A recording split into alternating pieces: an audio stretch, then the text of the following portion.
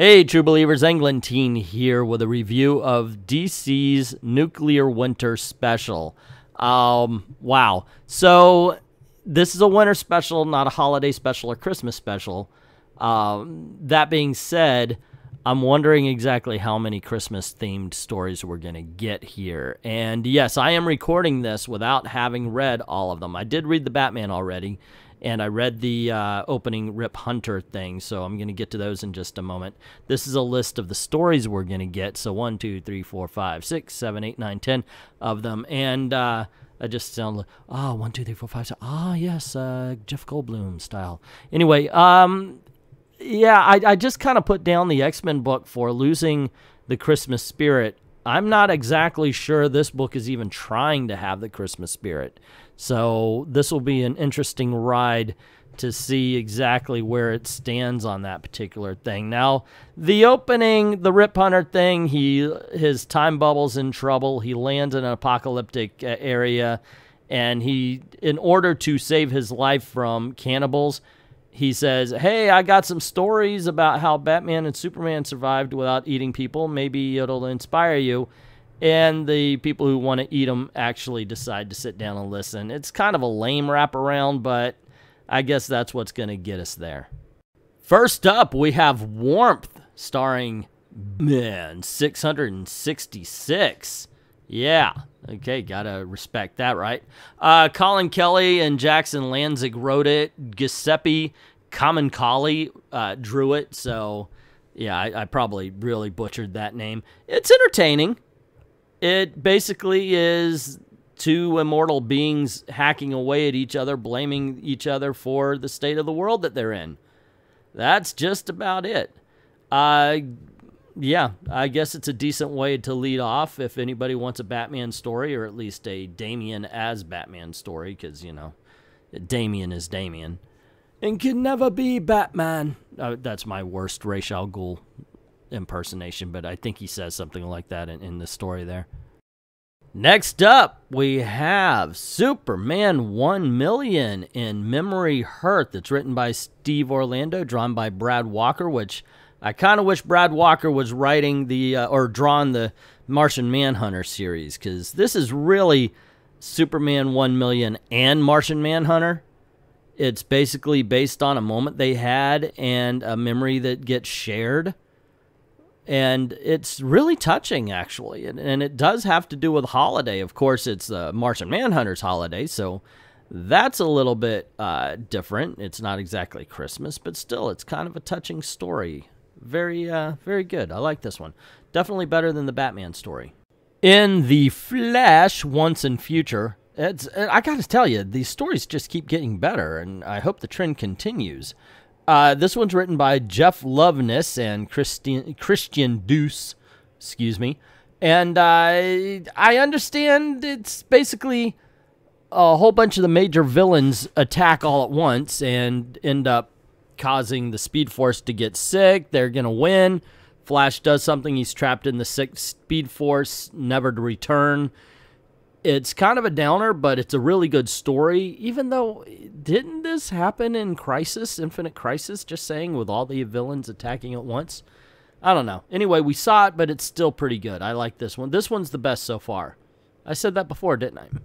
Well, this one's a little bit more than bleak. You got Aquaman and Where the Light Cannot Reach, written by Margaret Scott, drawn by Dexter Soy. It is absolutely post-apocalyptic.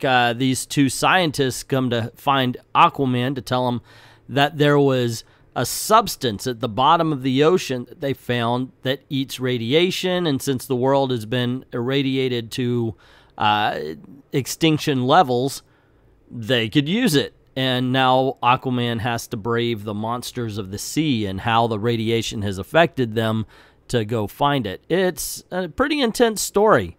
Yeah, definitely not one of the Christmas spirit. Definitely one of the post-apocalyptic spirit. Yeah, pretty cool, though. Now, it might just be a spoiler to tell you who's in this next story, because they kind of leave it as a surprise. But Supergirl and Last Daughters, written by Tom Taylor and drawn by Yasmin Putri. I've been saying this about the regular book but it's been getting better. It's actually a really fun book. In this one, you have Supergirl saving a baby, trying to get to the highest point in North America because she heard that you could see the sun there. Now, she admits she's been losing her power, so obviously you know why she wants to reach the sun, the sunshine. Good story, strong. So far, so good for the book. I think we're at the halfway point at this point, and I'm very happy that there are no stinkers. You know, there are some that are better than others, but so far, so good. Last Christmas, I'm sorry, I saw the title, and that's what it reminded me of. It's by Paul Dini, of all people, and Jerry Ordway. And let me tell you something, not as good as the last one. This is the first one that isn't on the rising scale. However, still very good. It has Firestorm dealing with the nuclear family, of course, after the apocalypse, as all these stories seem to be. And in this case, the nuclear family are winding down, and they capture Firestorm so he can repower them. And it is a very touching story. I was surprised, you know, because it's always weird when they say, oh, okay, here's a story. We're going to make you care about robots. You know, can you do that? Yes, some of them can. Paul Dini, definitely. Wow. So, like I said, so far, so good. This book has not had a bad story yet. And I keep saying that. Maybe I'll jinx myself and I'll get one where I can go, ooh, that sucks. But so far, so good. Okay, so, yeah, this one I wasn't into as much, I got to admit. It's Kamandi in Northern Lights, written by and drawn by Philip Hester. I liked it. It's just, I'm not the biggest Kamandi fan in the world. That being said, it's a story about Hanukkah, basically, and these animals that he is trying to protect, and they because they took a vow of what's that called? A vow, not celibacy, when you're not violent. Vow of peace, I don't know. There's pacifism. Yeah, that's it. Celibacy, pacifism, 6 of one, half a dozen of the other. Anyway, like I said, it's not a bad story. I'm just not a big Kamandi fan, so this one didn't exactly sit as well with me. That being said, still entertaining, and I can't say it's bad, so I'm going to count it as a plus. I guess it's a testament to how Gotham is portrayed in the comics that I couldn't tell if this was post-apocalyptic or just modern-day Gotham, because it really does seem like modern-day Gotham here. But Catwoman in 9 Lives, written by Cecile Castellucci and Amanidi is Amandcd. I can't pronounce that. I'm not going to try. Nahul Plan. Okay. So anyway, it's it has her watching out for Holly's daughter, and they spend their evenings trying to they basically steal medical supplies from people they think don't need it and give it to people they think do need it.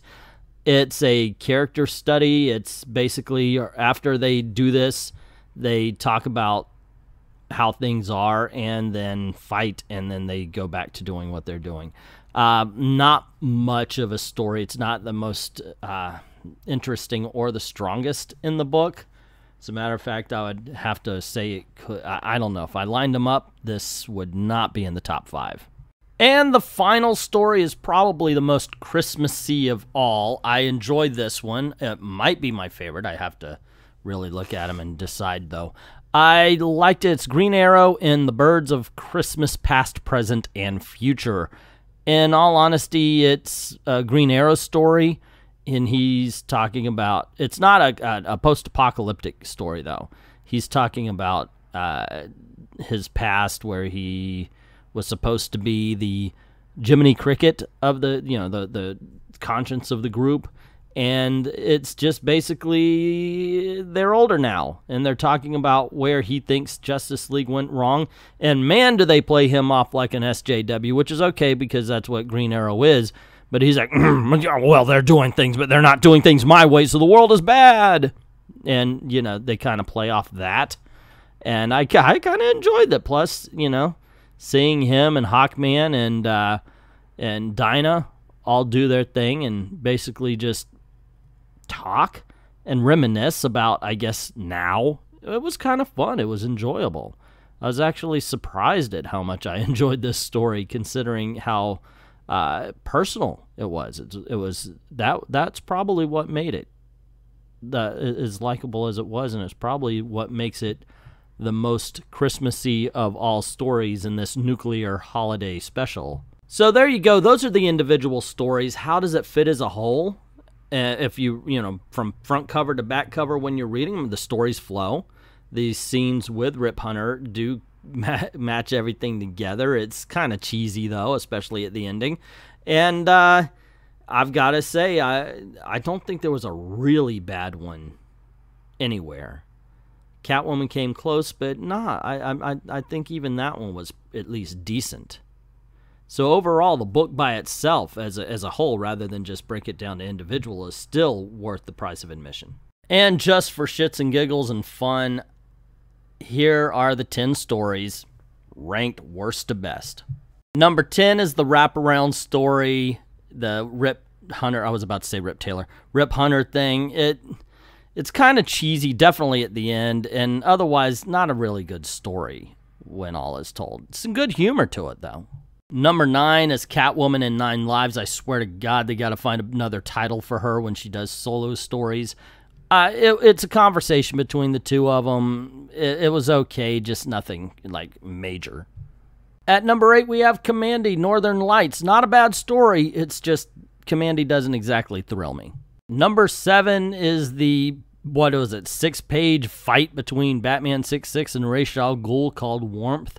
That's all it was. I mean, it was entertaining, but I don't think it was really anything deep.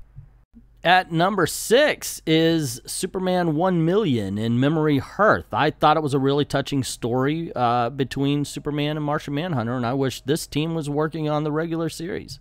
Number 5, Aquaman in Where the Light Can Never Touch. I'm reading it and I still can't get it.